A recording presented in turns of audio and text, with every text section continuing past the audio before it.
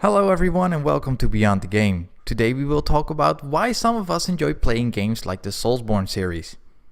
With the recent release of Bloodborne for PlayStation Plus subscribers, a lot of you will be playing this game in the coming days. However, the difficulty might not be for everyone. Of course, difficult games have a lot of history. If you go back to the Nintendo and Sega days in the 90s, you had plenty of those games. Just take a look at Battletoads, Ninja Gaiden, Contra and Ghouls and Goblins. We even saw the new Ninja Gaiden on the original Xbox, and it sure wasn't an easy game. I remember playing those games and absolutely loving them. However, I was really young at that time, so I never actually got to beat those games. Also, I never did throw a controller out of the window out of frustration. Many years later, you see the rise of appreciation of those games again. Look at the popularity of the Soulsborne series. Last year's Nioh had a lot of good reviews, and the recently released Cuphead requires a lot from the player as well.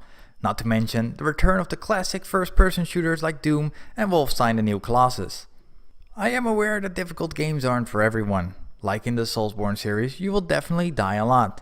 Luckily, however, there's no more real trial and error here that once you die you have to start all over again. However, even though the Soulsborne series still uses some of these mechanics, meaning if you die you lose all your acquired souls and are set back to the last save point known as bonfires, it's not game over anymore. I think the uprising in these games comes from the fact that over the last few years, games have gotten too easy. All your standard first-person shooters or adventure games all have regular saves, and if you die there are no more consequences. Sure, some games offer higher difficulty settings like the Evil Within's Akuma settings, where you only have one life for the entire game, but we're talking about just a normal difficulty setting or the only difficulty setting in a game.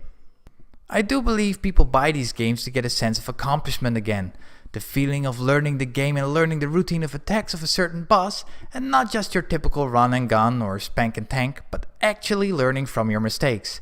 First dying a lot of times, but eventually beating the boss also gives you a better satisfaction.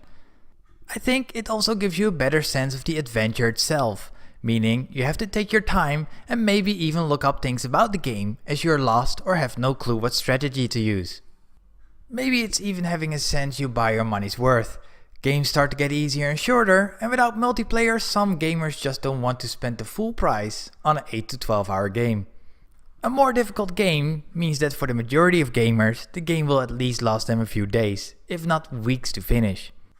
I must admit that the first Demon Souls and later the first Dark Souls did not captivate me. However, I gave Dark Souls 2 a real honest go. But once I got over the steep learning curve, I started to really enjoy it. Since then, finishing Bloodborne and Dark Souls 3, I cannot wait for the remaster of Dark Souls 1 to arrive. There is of course a big difference between difficult games and so-called cheap games. Games that try to be difficult by using a cheap formula, like outnumbering the player, enemy respawn during battle, or by setting them up against an enemy who can kill the player in one hit. I personally am not fond of that formula, but I do see why some games use this method. With this method in place, it might take the player longer to finish the game. What's your take on difficult games? Do you enjoy them or do you absolutely hate them? Let me know in the comments below. If you enjoyed the video, hit that like and subscribe button. Thanks for watching and see you next time.